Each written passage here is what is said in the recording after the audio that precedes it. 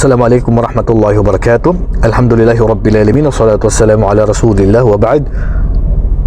May tanong dito ang ating kapatid na si Karin Diokson. Assalamualaikum Ustad.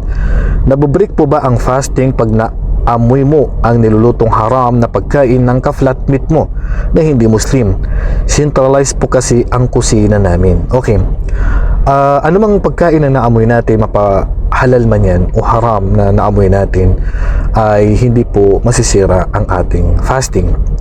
At ang payo ko po sa kapatid natin na ito, kung maaari na makahanap ka ng flat na mga Muslim o hindi po nagluluto ng baboy, ang kitchen dito, ang mga kasamahan mo dito, mas mainam na yun ang hanapin mo na bahay o flat po. Kasi po, siyempre maghahalo-halo po yung luto ninyo at siyempre mga kasamahan mo, siyempre maggagawa yan sila ng mga bawal, mga musika.